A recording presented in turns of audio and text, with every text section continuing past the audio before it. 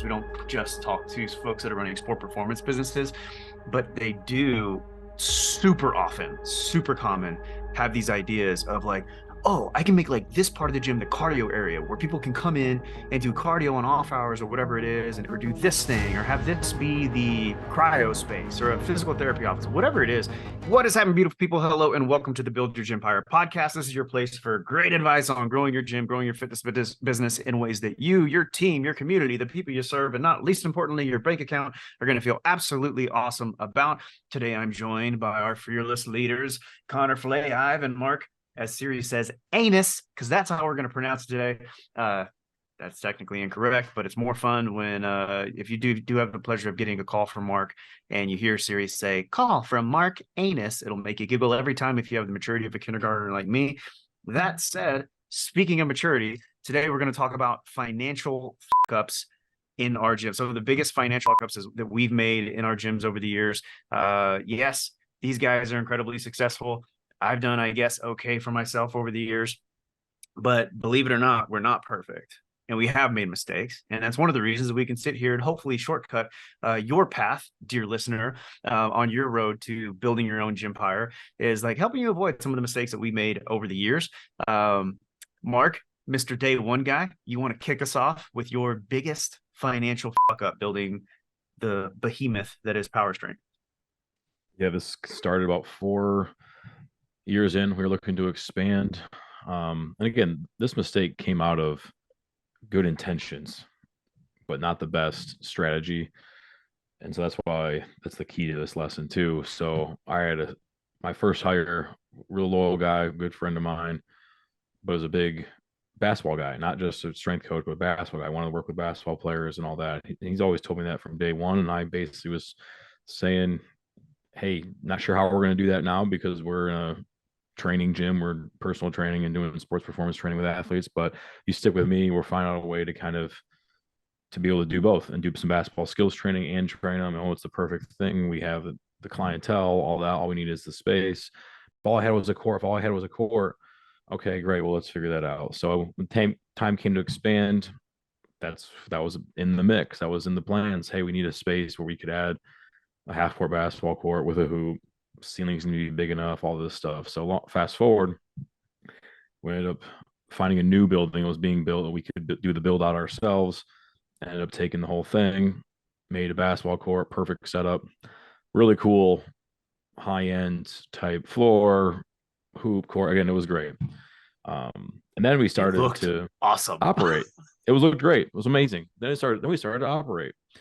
And as you start to realize, just you're starting to compete for not only staffing but space. And now, when you think high school basketball kids train, they train after school. When we think their skills training, they do after school.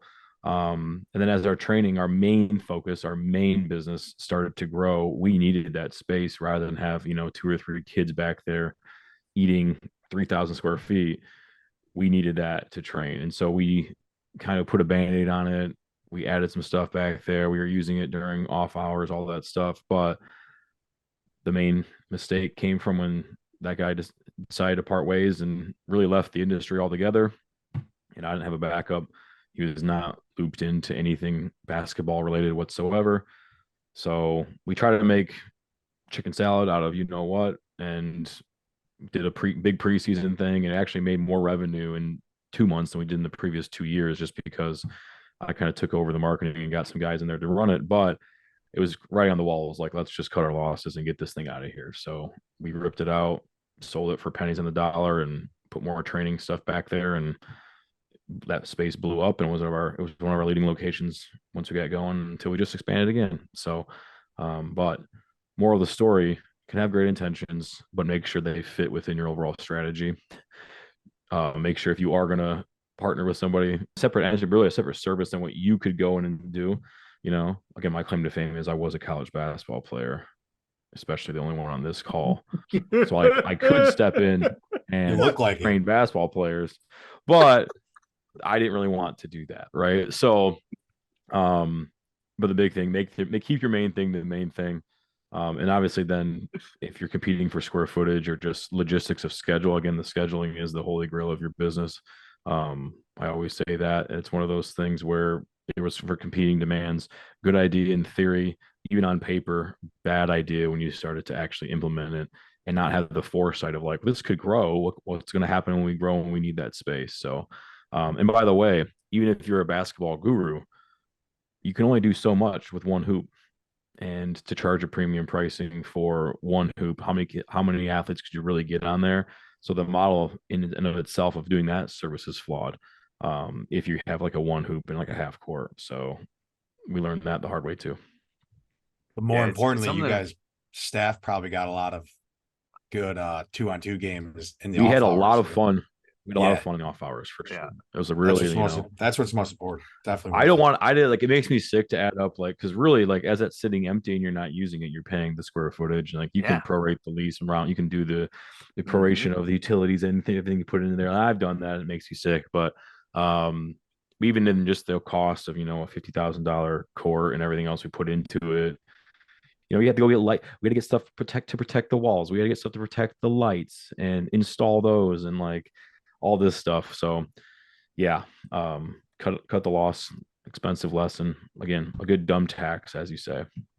A lot of the folks that I talk to may not even be considering a basketball court right at this stage, because we don't just talk to folks that are running sport performance businesses, but they do super often, super common, have these ideas of like, oh, I can make like this part of the gym the cardio area where people can come in and do cardio on off hours or whatever it is, or do this thing, or have this be the cryo space or a physical therapy office, whatever it is. And I think one of the sources of a lot of mistakes in our businesses in particular is like, we don't look at the opportunity cost. So your business at the time, it's like you could afford the 50K or whatever it is that you put into the basketball court. You could afford the payroll that you put into that individual to like run that program or whatever it is.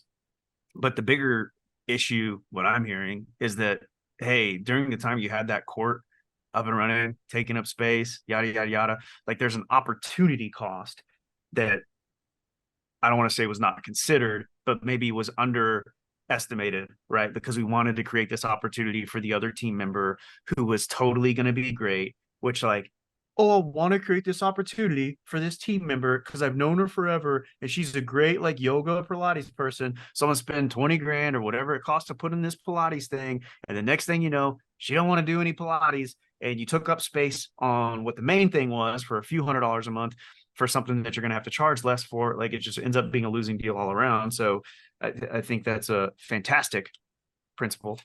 It's like, hey, maybe look at the overall opportunity cost. And you're exactly right. One more point to that too is the value of my own headspace, because I was running the marketing at this time, of course, and I have to market a whole separate basketball program, keep a whole different kind of calendar around that. By the way, basketball players train you like they play year round, so you're always dealing with that whole energy, rather than I could just have poured that into our either other athlete program, growing our adult fitness program at the time. All that nobody really thinks about. You have that headspace you have is valuable. Even if I had to if I had somebody else running the marketing, I'm paying them to focus on this one minor thing. And that's another referral play. Those are different, onboarding things and different sales scripts, everything to sell this additional service. And you could think it's easy. I'll just ask if they want this too. People only have so much they're going to devote towards training. And I think I have a whole theory on devote towards training under one roof, even if it's separate services. But that was something we realized too. Again, in hindsight, for sure, you think through all these lessons. That's why people are like, oh, Mark, you're just, you're so negative. It's like, no, I'm just kind of realistic on it because we made that mistake. And if you're going to do it, then you better understand the risk before you to dive into some of these different nuances and things you think you want to grow to scale your business, I like it. It's a good one. Connor, you ready for yours? Or you want me to jump in first? No, I'll jump in. It's funny because like right before we got on, I was thinking to myself and I was like, I don't really have a huge one, but now that Mark was talking, like that just kind of made me unfortunately remember a lot of stupid things that I've done. One of which was as we moved into I guess it would have been our third build out. I had the bright idea to put showers in. because a lot of my coaches kind of were in my ear to build out showers. So it was a very expensive build out, and no one used them except, that's why I was kind of poking fun at you, Mark. No one used them except for our coaches. So that was a huge expense that was completely useless, because everyone that came early morning that I thought was going to work out, then shower and go to work, they didn't want to do that. They'd rather go into the comfort of their own home. So I would say knowing your market is obviously very important when you're doing some type of build out like that. But just running down the list here, can I give a couple, GR? Do I have the floor right now, my man? You have the floor. You have the floor. I bought some really expensive Kaiser cable columns because my coaches were like, "Hey, this would be awesome if we could do it." And just for the flow of the workout, we were unable to do it. So our coaches were the only ones to use it in their own workouts. That was another thing. Specialty type programs. Exactly what you were talking about, Mark. You have this kind of veteran employee who's been with you for a while, and so you start looking for opportunities to do like some add-ons and all that stuff. And we have done everything. Like I've done a boxing program, so where I bought all of the boxing gloves and wraps and mitts and all that stuff, and it fizzled out. And then yoga type of thing. So I one time, I just remember this, I would completely forgot, I was not even thinking of this. We had an opportunity to bring in it was a baseball program. So we got someone to come and run the length of our turf, which was 40 yards, batting cages. And then I remember when that was a thing. Do you? Yeah. So we ran batting cages that we had like a whole contract that they were coming on Sundays for like 9 hours, and it was going to be a really lucrative thing that we were going to do. And it lasted about 2 months. And then I had to resell all the batting cages. Again, we've been open for 12 years now. So we are not immune to the dumb things that come up nowadays. If you guys are early on in your business, we have done them and we have paid for them. So those type of things, like looking back at it, it wasn't enough that it was going to kill your business, like some of these big dumb taxes, but it definitely hurts looking back at it. But those are some of just the fun ones. I would say another one for me, and I guess this is not as fun, was just trying to throw some money at things without proper planning. So I would say one of my biggest expenses that did not pan out well was obviously we're going the semi-private personal training route and building out smaller footprint locations for that. Was just trying to figure out staffing for that when we were running pre-sale, grand opening, and early on in the opening process. I tried to didn't plan it well out enough, and had 2 full-time staff members for that location with about 12 clients. So it was a kick in the ass. So just to run your numbers very conservatively and then plan ahead so that you are not left with more staff members than clients. So I've had my fair share, but I'm here to talk about it. Those are good. You've lived the tale to tell the tale. Mine is a total ego thing. So it's kind of like I try to convince my wife, bigger is not always better. So with the first business, what, you guys don't do that too? You don't have to have that conversation? I guess it's just a me thing. All right, well, I'll just sit here in the corner and be depressed about it. No, mine was when Mark's frozen. He should be. I think he's laughing. He's back. What's happening? There we go. He was laughing. He had to put himself on mute because that was so hilarious. Mine, I expanded when we really shouldn't have. So in the first gym, we were up in Minnesota. We always knew that we were going to move back to Texas, where we are now.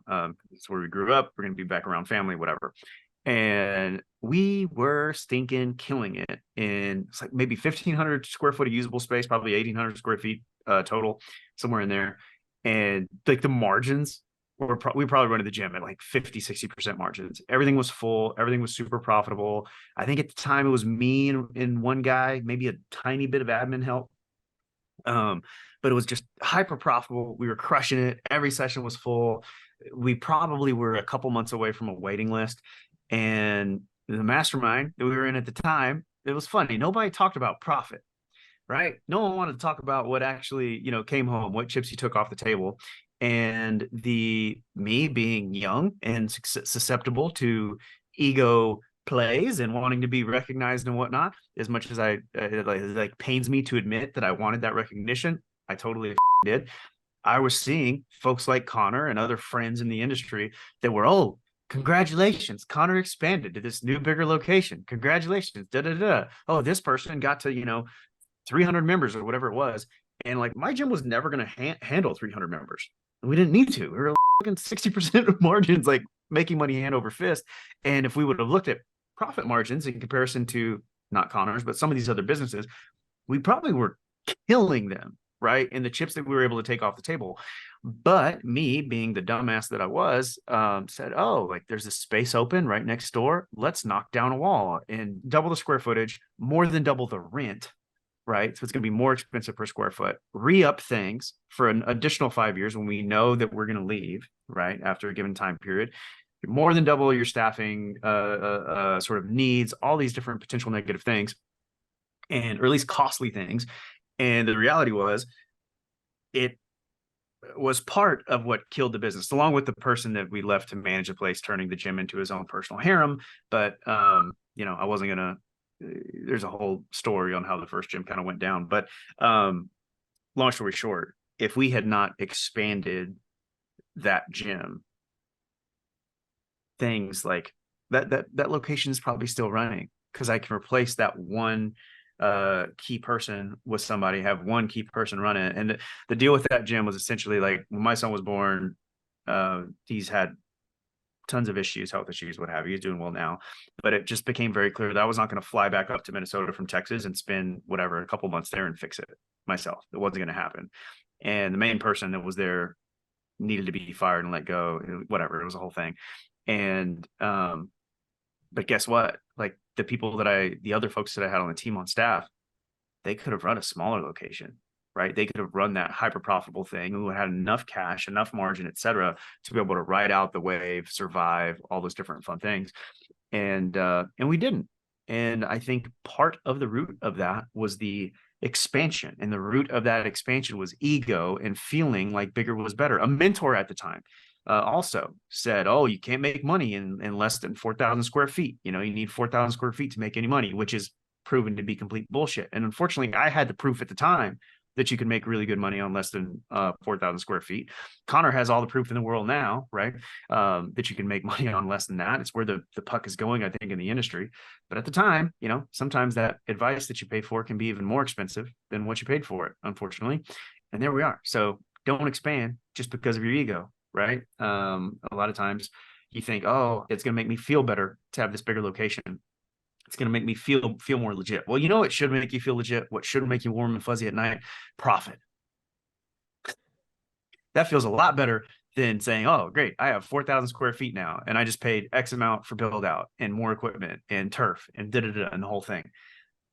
Look at your profit, look at your margin, don't look at your ego. Any closing thoughts on this one, gentlemen? I think we've got some good mistakes. Brought us some bad shit. Maybe we should bring up some good shit in the next episode, make us feel better about ourselves, or at least make me feel better about myself. All right. Well, that's all we got for today. If you enjoyed the episode, you got value out of it. Hopefully this helps you avoid some of the same mistakes that we have gone through in our journey, building our quote unquote Gympires. If you enjoyed the episode, leave a 5-star review, follow it, share it with a friend, share it with a gym owner, say nice things about us. We would love you if you do that. We love you if you don't, but we will see you in the next episode. Adios.